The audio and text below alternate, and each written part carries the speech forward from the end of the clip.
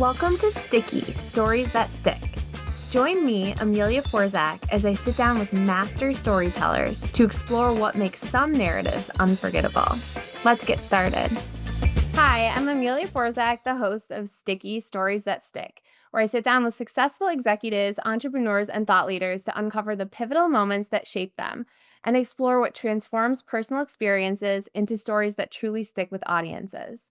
Whether you're crafting your next keynote, writing a book, or simply want to connect more authentically with others, you'll discover the psychology behind memorable storytelling and learn how to turn your own life experiences into narratives that resonate and inspire action.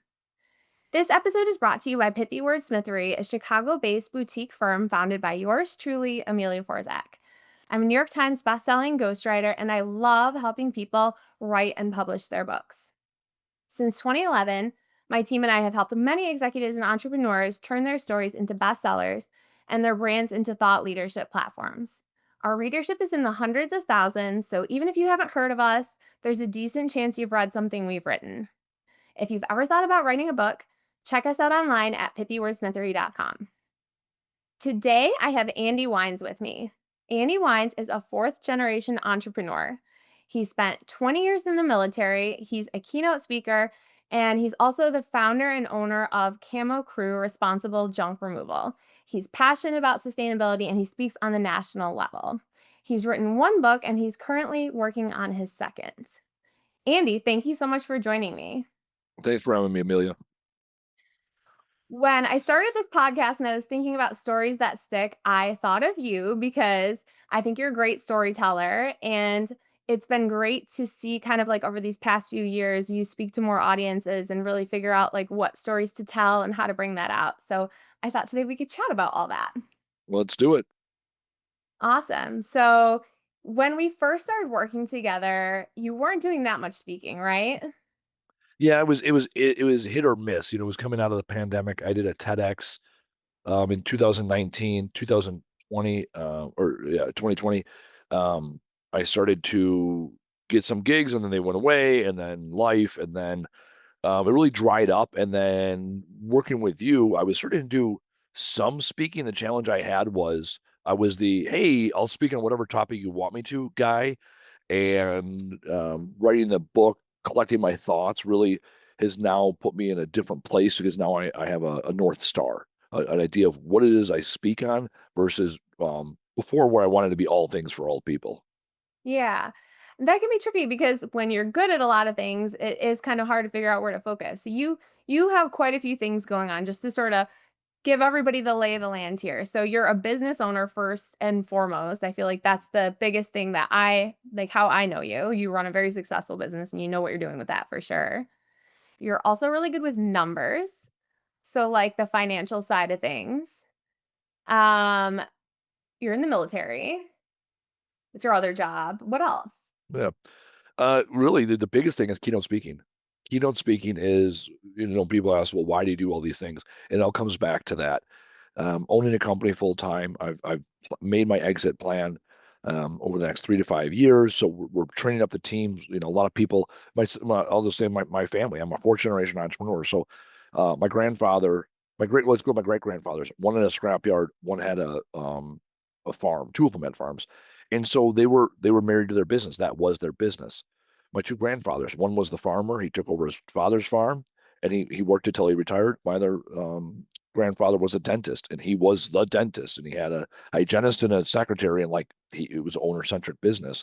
My father's owned a remodeling business for 35 years. He's 69 years old. He still works. I'm 40, and I'm looking at, what does 45 look like to be retired? And what is my next career? And that's really why I got into writing my first book 3 years ago. It is setting myself up for the next career. Over 20 years in the military, same thing. One thing I learned in my military experience is the day you start planning for your retirement from the military is the day you join the military. And chances are you didn't start then, so today is good. Because a lot of people in the military do 20 plus years, and all of a sudden, 6 months out, it's like, well, what am I doing next? And so for me, I've always been excited about what does next look like. So I've owned a business coming on 10 years. So the first 5 years was, let's figure this out. And then the last 5 years is, what does my exit look like someday? And I wrote a book. I started writing a book because I wanted to write a book. The end state was write a book. And now it's really propelled me and really made me a lot more grounded, focused, and seen as professional because now I have something. I was talking to someone one time and they said, when you write a book, you automatically become a subject matter expert. They're like, why? And it's like, well, because you wrote a book and nobody else did. That's it. Because writing a book takes a lot of time, energy, research, right? So to the reader, yeah, you can read the book in 90 minutes, maybe 2 hours. To me, I have hundreds of hours invested into that 90 minutes that you read. And so that's what's allowed me to become an expert because thoughts that I had going into the book never made it to the book because I found new data or I had new ideas, a new perspective that shifted over time. Even Yeah. working with you, I mean, you are the catalyst behind how I got on this speaking gig, in what I speak about now, right? Because we started with all these ideas and we were able to focus it down to one theme. Yeah, it's interesting. When we started talking about you potentially writing a book, like as a lot of people when I talk to them, they're like, I want to write a book. I'm not really sure exactly what it's going to be about. And then so we try to figure out, okay, what makes the most sense for what do you know? What are you passionate about? Where do you want your career to go? And you had so many things going on that it was like, how do we sort through this and figure out like what really makes sense and what the common themes are? Like what story are we telling? And that's what it was when, a lot of people thought I was going to write a book on recycling or sustainability because that's for, 10 years, 10 plus years, that's what I was known as. So I've been in full-time business for 10 years. I had for 7 years before that was the side hustle, side gig. So I've been, and I also worked for the big company, I'm formerly Waste Management. So, when I first started writing the book, I had 15 years in the waste industry and people thought, oh, you're going to write a book about that. It's like, oh, no, I'm writing a book. What am I writing a book about? And then that was the start. And so when we first started, it was a collection of bits essentially. I've done a lot of keynotes, so I was like, oh, I'll talk about this and I'll talk about that. And we had all these bits, and it was like 3 or 4 months into our outline, thought, um, what am I looking? What's word I'm looking for? Word I'm looking The for? Thought outline. leadership. Thought leadership. We were looking for what was my thought leadership. And you and I were sitting here on a Zoom call, and you're like, "Hey, Andy, you have all these bits, and they're good, but there's nothing that keeps them together." So I'm like, "Oh, the book is called Hustle, Struggle, Grind: 13 Lessons of Life. This is just 13 different lessons, but none of the stories connected. There wasn't a logical jump from one chapter to the next." And then you said something that was extremely profound. You said, "One thing about you is you're particular about words." And I go, "Yeah, because words fucking matter." And you go, "That's the thought leadership. That's the book we're writing." And then from there, was like, oh, we have a title. And the title, everything from there, right? All of a sudden, we wrote a back jacket that made sense for all the other things we were talking about. And then that's turned into my first keynote, which was the language of leaders. Because I took all this time and energy to understand, well, why do words matter, right? Why am I so particular? So I went down the neurolinguistics programming and I learned all about that and the research behind manifestation, the research behind changing language, and then shifted into, well, how do I teach this to others? Because okay, you read the book, it's interesting. Well, how do I teach it to others? And now that I'm writing my second book with you, it's like, well, what is the common theme between the two books? So there's this constant mountain valley, right? When we're a growth mind, it's like I wrote the book, I'm on the mountaintop, and I was like, I start coming down the mountain, all of a sudden down this valley, like, well, what am I doing now? And so the book writing process has triggered for me a creative place in my brain that I didn't know I had. I love that. Yeah, the evolution of that book was so interesting and figuring out what the through line is. Um, just so everybody listening knows, Andy is very particular with words. Like there's certain words that most of us use on a regular basis, like the word but. Like, I'm gonna go do this, but blah blah blah. Andy will not use that word. And it's like it's almost also what else? Just you don't like just Just sure I get that. I Yeah, get it just justifies, right? But contradicts the classic, "Oh, I wanted to be on time for work, comma, but traffic was bad." Okay, so what you're saying is, okay, you want to be on time, so what? Right? The path to hell is paved with good intentions. Mm. So how do you adjust language to take ownership so you become the victim or the victor rather, the victor of your story, no longer the victim of your circumstance? And so when I hear the words, I'm thinking, I'm talking, I'm trying. all you're doing is lying. So that was a bit, right? That one thing was a bit. I was like, oh, I'm gonna tell this big thing about it. And you're like, it's not really that. It's like, well, why are you so particular? And I talked about all my own little limiting self beliefs, right? Because I am the person that used all these BS words to justify why I wasn't where I wanted to be in life. And I love blaming other people. Huge fan of blaming other people. Like, oh, personal responsibility. No, let me tell you why you suck. And so when I started looking introspectively, it's like, oh, what am I telling myself? And what does it tell me about the journey I'm taking?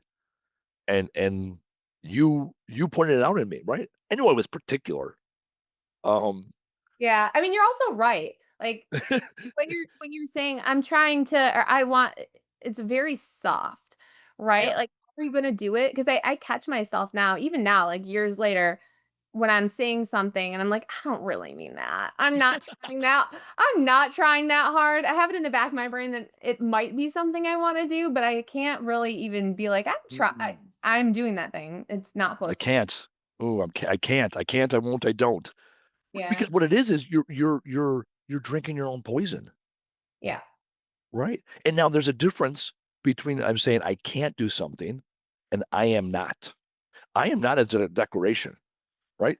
So, for example, I stopped drinking alcohol 2.5 years ago, right? So when people say, "Oh, do you want to drink?" I don't say, "Oh, I don't want to drink. I don't drink." I just say, "Hey, I stopped drinking alcohol 2.5 years ago." Ooh, then oh, that's interesting. So it is a declaration. I made a decision and I stand by my decision. Not, oh, I don't, right? Or I can't. And a lot of people, I've seen some things where it's like, well, turn your cans into cans. Oh, I can't work out. Oh, I can work out. It's like, no, no, no. Hold on. What can you do? I don't get into the whole, let's just reverse the words. Hold on. What can you do? Well, what do you mean? Well, can you go for a 5 minute walk? Okay. Yeah, I can go for a 5 minute walk. Okay, do that. They're like, well, actually, I could probably go for like a 15-minute walk. It's like, okay, so we went from I can't work out today, I don't have time, right? Can't, don't, to I can do a 15-minute walk. And then what ends up happening is now you're starting to go down this path of positivity in your brain. You're starting to look at the world of what you can do. And then that 15-minute walk, all of a sudden it's like, oh, actually, I can do 30 minutes. Oh, I can actually switch this appointment and I can make it to the gym. Because when you start with can't, that's a conclusion and you don't think beyond that. All of a sudden you're like, nope, I can't do it. And then you absolve yourself of the responsibilities that you have for yourself to achieve the goals that you want for yourself. It all comes back to you. When you tell the world, I can't, I won't, I don't, the only person it hurts is you. Yeah. So much of the language is about how you your thoughts are tied to your behaviors Absolutely. and actions and outcomes and how it's this whole train. And so if you can start to speak differently and use different words, it retrains your brain to help you get the outcomes that you want. That's exactly it. And when I do one-on-one consulting work with people like you, they start catching themselves saying words like if, like, well, if this happens, oh, stop. When this happens. Often people are like, well, if this happens, it's like, okay, well, when? And they're like, well, it's not actually going to happen. It's like, well, then why are we wasting time talking about it? Right. And it's not just a rhetorical question. There's no such thing as a rhetorical question. So like, well, why are we talking about that? It's like, well, that's how I feel. Okay. So you have a limiting self-belief. Yeah, maybe I do. Okay. What can we do within your language to attack that? Because what ends up happening, there's a woman that was on Joe Rogan like a year and a half ago or so.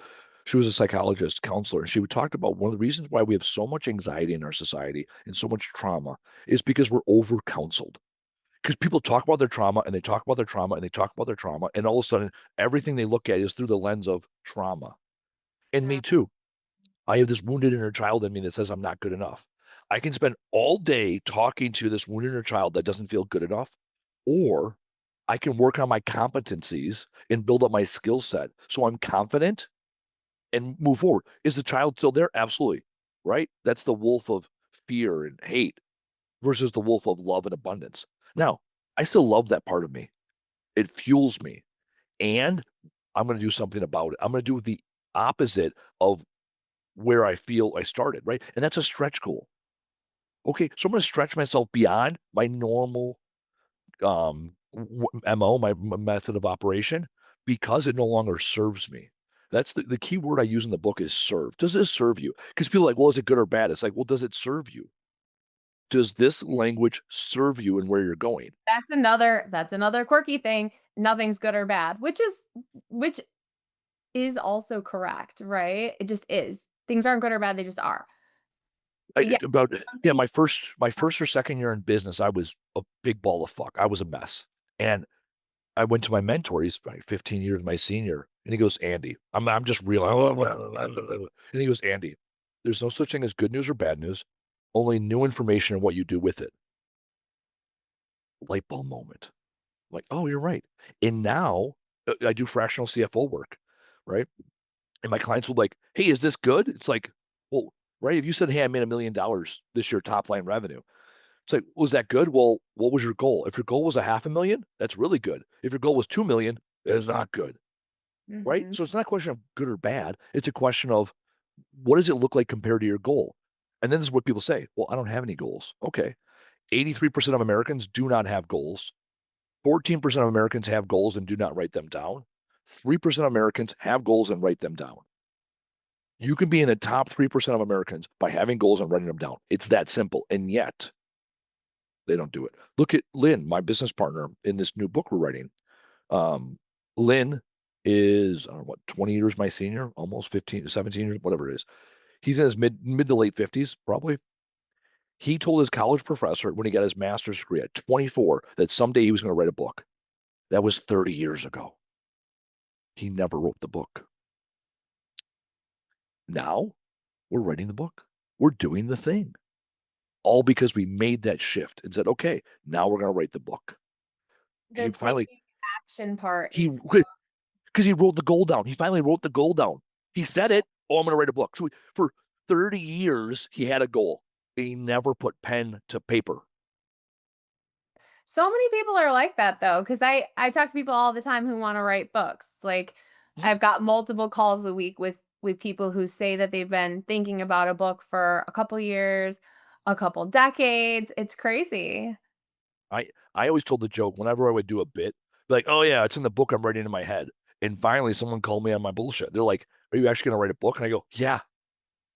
And then I reached out to you. I was like, Amelia, I want to write a book.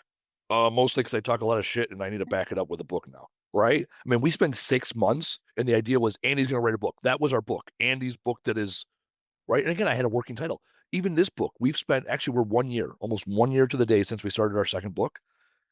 And we changed the title 3 days ago, 2 days ago, right? We changed it out 2 days ago. So for a year, for 3 years, 2 years, we've had a working title. For a year, we've been working with that working title, and we changed the name of the book 2 days ago, and I absolutely love it. I love I the direction we're going because we settled. We settled with the other title. It was good enough to get us going. Fine. And here we are today. Today, I had a call with the art director to go over the cover of the book. yeah. So a week ago, 2 weeks ago, when I booked the call, we had a different title. It's like, okay, we changed the title. So what? Now we have a better title. And everybody I've told the new title to, they're like, oh, right.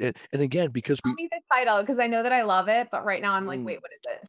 stop avoiding your numbers, the guide to financial confidence for small business owners. There you go. And I've told this title to several people. My mom and dad have been doing, they've owned their business 30 plus years now. I said the title to my mom. She goes, oh yeah, that's your dad. Every Tuesday we're doing bills and he gets frustrated and walks away. Why? Because for 30 years he gets frustrated because he doesn't know enough. He doesn't want to know enough. He feels ignorant. He feels stupid. And for him, the answer is, oh, I guess I got to work more. And it's like, no, and other people. I told my fiance, she's a small business owner, right? We're very entrepreneurial in this family. And she goes, yeah, I was embarrassed that I didn't know what to look for. Okay. So you were avoiding it out of embarrassment. My dad avoids it out of frustration because it overwhelms him. It's like there's an emotion attached. Sometimes you're angry. I know that I have written checks. I was angry. I was like, I can't believe I'm paying these people. This is terrible. This is a waste of money. Right? I used to get angry about paying taxes. So the government, they're just wasting money on these social programs. I don't, right? And then I saw a video a couple of years ago. He was an immigrant. He came over during the Vietnam War He was a refugee from Vietnam, and he said his favorite day of the year is April 15th because he gets to pay taxes, because he gets to pay the country that allowed him to come here. Not only that, he knows that the bigger his tax bill every year is, the bigger his tax bill is every year, it shows how much more money he made. Oh, right? All Yeah. about perspective, right? And so avoid your numbers. People do that. And again, there's a lot of reasons why people do. We can spend all day focusing on the problem and say, okay, let's talk about that winner inner child and why you're avoiding your numbers, da, da, da. Or we can focus on the solution. Because what most people, the most common answer I hear, the first thing as a fractional CFO, I sit down with people tell me the same thing all the time.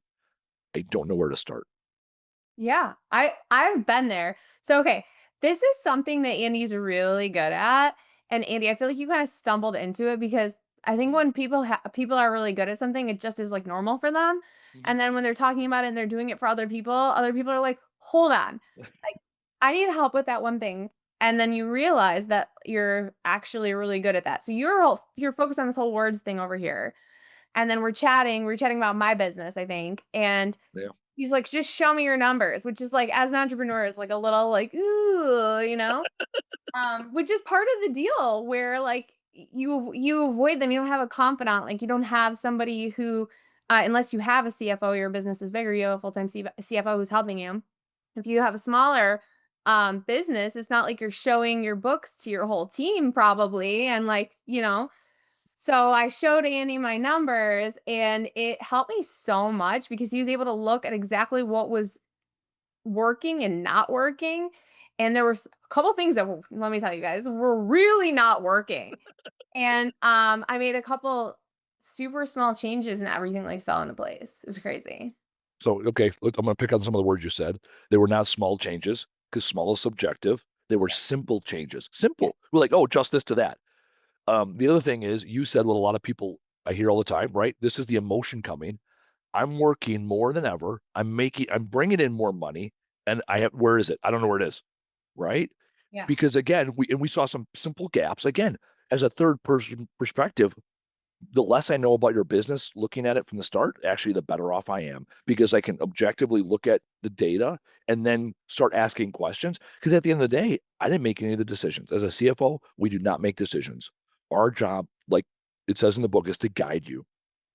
Ask the questions. First off, Amelia, where are we going? Where do you want to go? What does success look like? And then, okay, this is what the data tells us. We're going here. This is where the data is. This is the gap. And now here's a couple strategies. Here's the three strategies that get us from where we're at to where we want to go. Pick the one you want, and I'll follow you along the way. Right. And that's my job as a CFO is to interpret the data.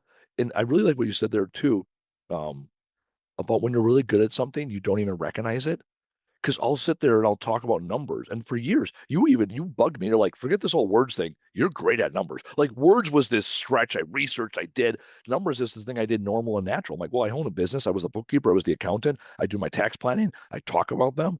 When I watch Shark Tank, I'll sit there and someone's like, all right, we want whatever $500,000 for 10% of our business. So I'm like, oh, business is worth $5 million. It's like, well, how? I'm like, because math, right? Like obviously that's a very simple example. And that my brain it goes there. And so because it comes normal and natural, it's like, well, how is that?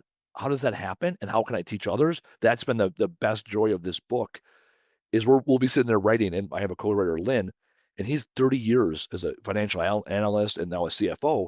So he's rattling things off. And at times Amelia will sit there with a blank stare. She's like, okay, guys, I we're not even on the train anymore. Like the train left the station and we are already at home. Like We're we're like way too deep in the way numbers. too deep. Let's Everyone's gonna like fall asleep or close the book. 100. Oh Like, yeah, we're nerding out about accelerated depreciation versus straight line depreciation. Oop. yeah, It's and like, it's like, hold on. okay. Like, yeah, the not knowing as much about it, again, like objective third party is kind of helpful coming in where I'm like, I am lost and this is boring, no offense, but like how do we like bring this back on track, right? Um, but yeah, one of the things that I love about the book is like we are trying to make it so accessible for people. Mm. And you have this thing called hillbilly math. And I love that because it already makes me feel like I don't have to have the exact right answer, and that's empowering. So tell everybody about hillbilly math. So I have a podcast. I have the number one podcast in the drunken industry, the Trash Talk Business Podcast, and we did 180 episodes. I'm on a quasi hiatus. I'm shifting it from virtual to in person. More to come. Ooh, a little teaser. Call that marketing. No big deal. And so what happened is I would have guests on all the time, and they're like, "Okay, I have this and I have this," and I'm like, "Okay, well your average job is this, right? Or your dollars per hour need to be that, or your customer acquisition cost cannot exceed." Right? I would give them a dollar amount, a ratio amount, or a percentage because my brain does all the same things, right? A 5-to-1 ratio, right, is I get $5 back for every $1 spent, right? Is also $20 customer acquisition cost, is also $100 per customer when your average job size is $500. So I gave you the same number 3 times depending on right? And my brains that, right? And then my question is like going back to good or bad. It's like, well, is that good or bad? It's like, well, hold on. Better question is, what is the industry average? Oh, okay. Now we shift right. And so people would be asking me these questions, and I would get us danger close. I'm like, hillbilly. Was just hillbilly math, right? And then people are like, wait, what do you mean hillbilly math? I'm like, it's close enough for us to start, right? When we say our customer acquisition cost in our industry is uh, typically 8 to 10% is the goal, up to the 15% when you're accelerated. So when I say, okay, your customer acquisition cost is, we're about 10%, 11, 10, 11%. We're good. Let's move on. And then we say, okay, disposal should be between, or should, is on average between 6 and 8%. And then all of a sudden disposal is 12%. We're like, oh, that's not good. That is double or 1.5 times industry average. Let's dig into that. So people are trying to solve the wrong problem all the time. And so with simple basic hillbilly math, we get closer. And so I would say hillbilly math. And then people are what I'm essentially saying is let's make data-driven decisions. And the data does not have to be perfect. The data has to be say, okay, we're good. Even major companies, I've gone through some business evaluations for myself and my clients. And one of the questions, there's 500 questions. One of the questions they always ask is, how accurate is your data? And some of the major corporations are like, it's probably 90% accurate because inventory might be off here, accounts receivables might be off there, right? And it's like, hold on, you're a huge company and your data maybe is 90% correct. And I've said with confidence, I do this for a living. I do the books in my own company. My data probably 85% accurate. And I do this. The average business, 10% accurate, 15, 20. Maybe their tax filings are close enough. But when I talk about data, I talk about your customer lists. I'm talking about your customer acquisition cost. I'm talking about your scorecard, right? It's like, what do you mean scorecard, right? Like, what is your dollars per hour? There's some level of efficiency rating, right? Customer ticket cost, right? In retail, it's how many customers came in today and how much on average do they spend?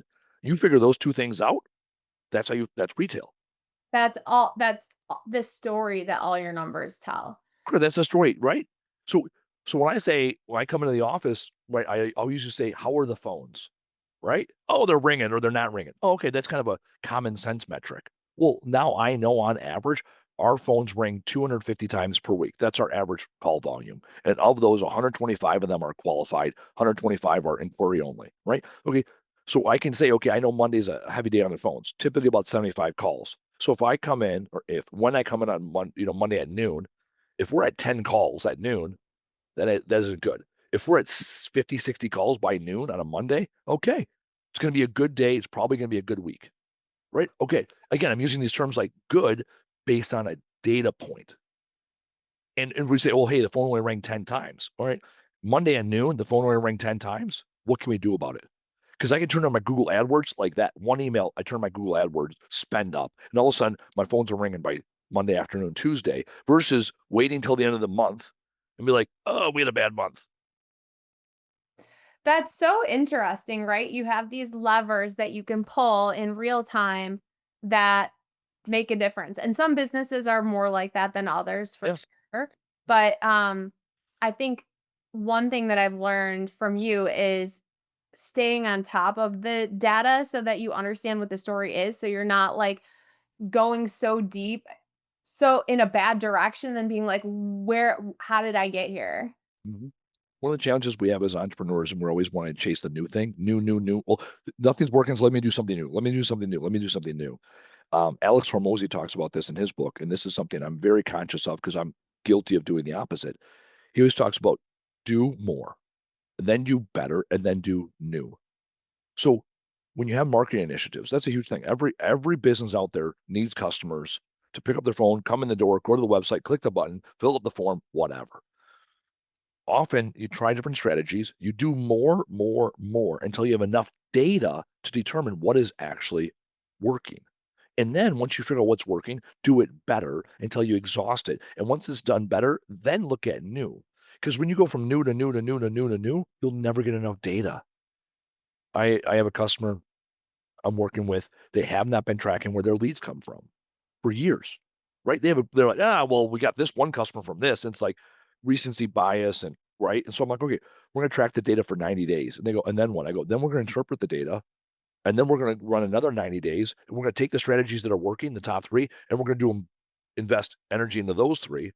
And then after 6 months, I'll tell you whether or not we're going to try any new strategies. So they're like, well, should I go buy TV commercials now? It's like, no, let's figure out what's working first. Because your case, right? You've been in business 13 plus years. You've obviously done a lot of the things right. So instead of chasing all this new stuff, figure out what works best and then let's do more of it. Same with this podcast, right? The average podcast dies in under 10 episodes, right? Because they're not doing it enough.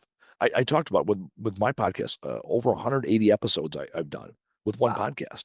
My other podcast was 80, whatever, 86, 87 episodes I did. Right. I did more and more and more before I decided, okay, let's do better. And then once we do better, okay, then let's try something new. Versus saying, oh, I did 5 episodes, no one listened on the next thing. It's like, come on. So whether it's a podcast episode, cold calling, putting out yard signs, running Google AdWords, attending networking events, collect the data, figure out what's working, and do more of it. Yeah. So it's data backstories. Like, I think that, Yep. kind of what you're talking about is, like, a lot of times people don't really know what's working in their business, and your interpretation of it could be completely off. Like, and I think that's true a lot of times for, like, because you go into people's, like, individual products or services that they sell, and sometimes entrepreneurs will be like, "This one is the best one, we make the most money here," or, like, they'll have a favorite one, and you'll dig down in there, and you'll be like, "You're losing money on these ones. This one's your most profitable one," and then people are shocked to be like, "Wait, that old thing? That's the thing that's like," it's surprising. Yeah. The only thing worse than making decisions without data is making decisions with incorrect data. So in business owners, we trust our gut. Our gut is what got us here today, right? Because the data says that most businesses will fail. So when we rely strictly on data, no one would get into entrepreneurship. So we got to trust our gut, right? We got to take chances. We're going to. I rather, and I, and all business owners, right, take a risk, trust their gut from a place of the right information, Mhm. some information versus no information, which is just trusting your gut, or the wrong information. And to your point, a lot of people, they'll have recency bias. They'll have whoever talks the loudest is therefore the most right bias, right? So they say, oh, yeah, we got that one big customer from this one thing. It's like, okay, you got 30 customers from this initiative and one from this initiative. But the 30 weren't sexy. They weren't fun. They weren't exciting, right? Well, you know what? They paid their bills.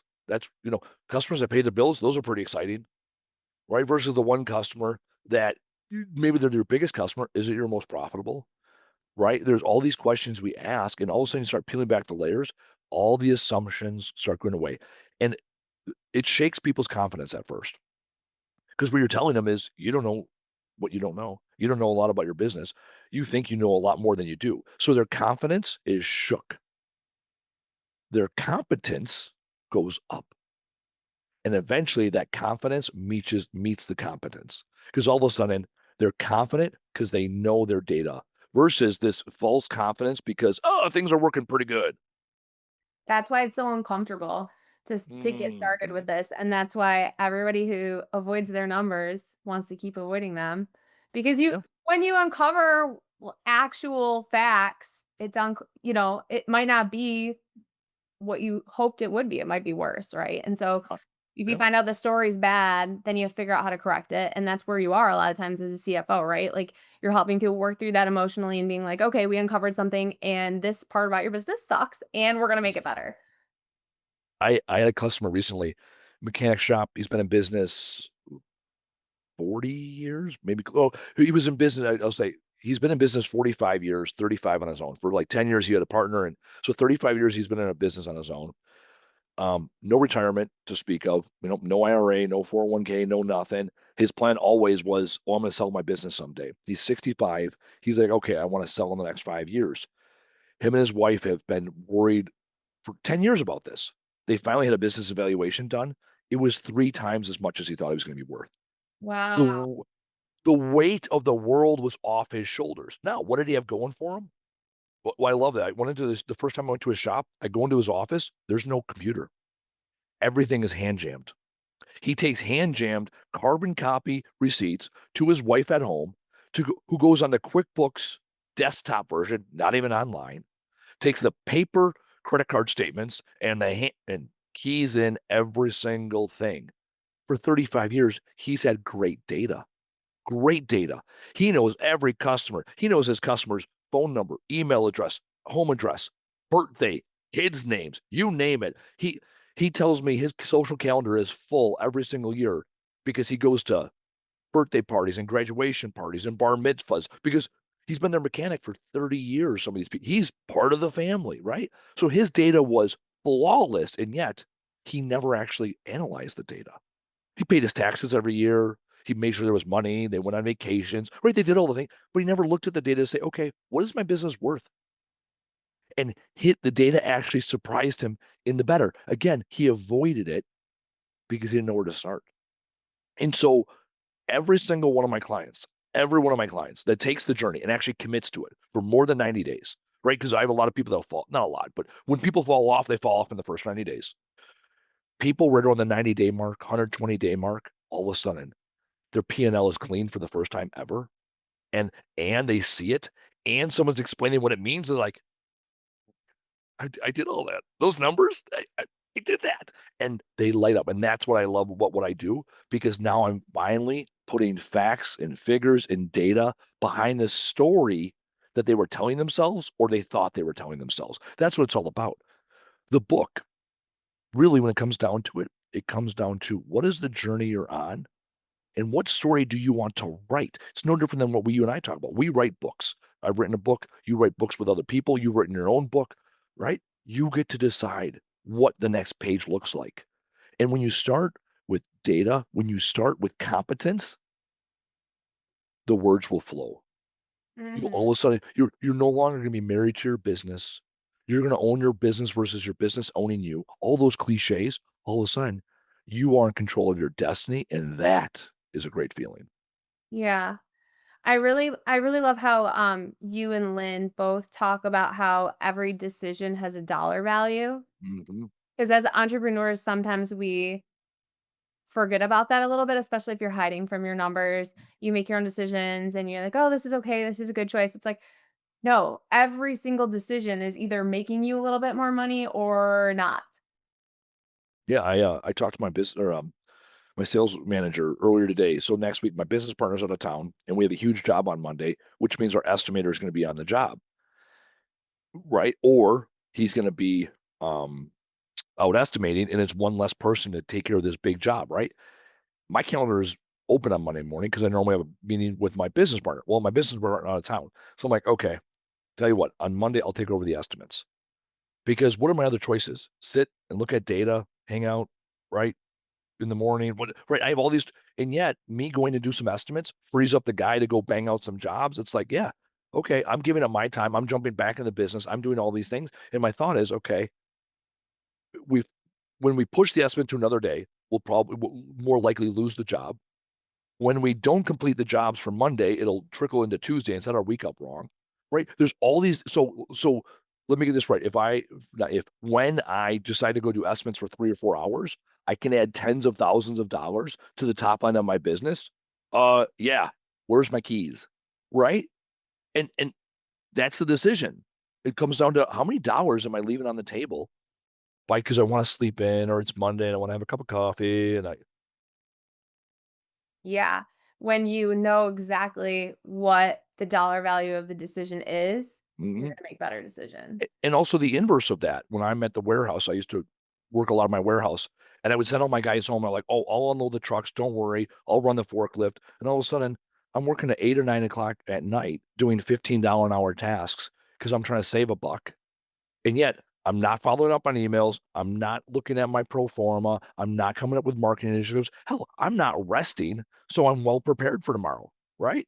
And then I come in tomorrow morning angry and irritated because I was at the warehouse all night because I wanted to save 15 bucks, right? So it goes both ways. And as soon as you put numbers to it, there's certain things where it's like, oh, hold on, this is absolutely my responsibility. And this, and this, find a way to pay someone else to do it. Mhm. One of the things I remember too that you said is, don't trip over dollars to pick up dimes. Never trip over. Yep. And I use that all the time because I am guilty of it. Tripping over dollars to pick up dimes. You know, s sweating the stuff that ultimately doesn't matter. Like, for example, something in junk removal. We'll go into people's houses, and we have a 2.53%, because again, I measure everything, 2.53% incident rate. So incidents are anything from a customer complaint to we damaged their property to we took something we weren't supposed to take to we hit a mailbox with a truck, like full gamut, right? So I accept the fact that our acceptable rate is 2% because the acceptance I have is 1% of the time, people are crazy. 1% of the time, our guys are going to screw up because that's the reality of business. Fine. We have a 2.53% incident rate. So for years, when we would have damage, like we would scratch somebody's floor, or we would rub against their drywall and dirty their drywall. I'm like, I don't want to pay it. This is BS. Finally, one day, I'm like, hold on, how much time and energy are we wasting and pissing off a customer? Versus like, oh, hey, it's a drywall patch. It's $125. Yep. Call the drywaller, have them pitch it, patch it, say thank you. It's like, wow, 125 bucks is nothing compared to a negative review, someone that's going to complain to their neighbors about us, phone calls back and forth about whose fault it was. No, we have a drywaller on demand. He's 125 bucks. He'll patch a hole for us. Hey, Tony. Yep. Here's the address. Okay, so $125 sounds like a lot of money until I think about what I'm worth and what my business partner is worth.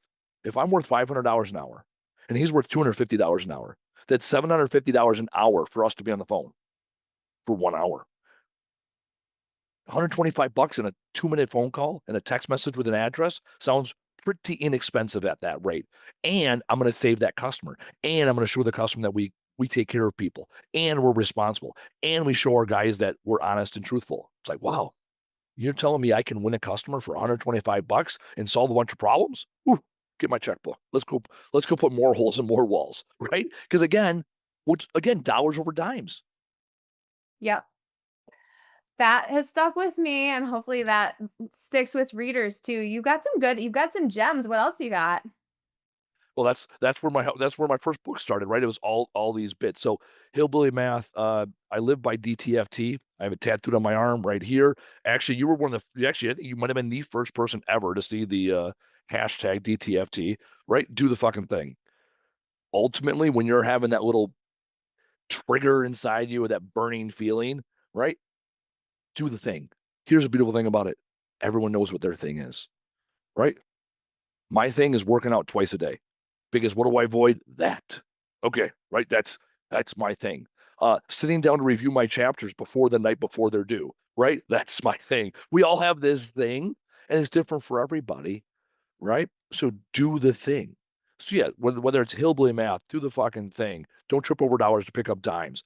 I use all these sayings in my head, going back to words, to plant a new thought to readjust me on that path, right? Mhm. Last night I was talking to yesterday at lunch, I was talking to somebody. We were talking about he was talking about cancer and death and all this stuff. And one of the chapters in my book is, but did you die? Yeah. Because often people will start catastrophizing and I'll kind of let them wear themselves out. And I'm like, well, did you die? Well, no. Okay. So what was the gift in all this? Just like that, we can shift language to, okay, what was the gift in all this? Okay, you got fired. Okay. You're still here. You're still breathing. Right? Okay. Now what? I love that. Good perspective, always finding the upside of everything, retraining your brain so that you could think differently and take the actions that will actually lead to better outcomes. Absolutely. That's what it's all about. That's perfect. Yay. Well, thank you so much for joining me today, Andy. I had a blast. We've known each other for years, and the opportunity to talk in a different forum, it opens up different places. And I really do appreciate you giving me the feedback after all these years, the things that you've picked up that have transformed your brain, right? Yeah. Um, giving a little credence behind what I'm doing, and then it continued. I get that little dopamine hit, like, okay, Andy, I do matter, right? Maslow's hierarchy of needs is that self-actualization. It's like, oh wow, I am making the world a better place. So thank you for that. Thank you so much for joining us. Hopefully our listeners loved it. Andy, where can we find you online? I am the simplest person to find. My phone number is on my LinkedIn and my Facebook. Weins. You can when you spell my name right, you will find me. LinkedIn, Facebook, andywines.com. I'm a very findable person. Awesome. And again, this is Amelia Forzak. Thank you for listening to Sticky Stories That Stick. Thanks for listening to Sticky Stories That Stick. We'll see you again next time. Be sure to click subscribe to get future episodes.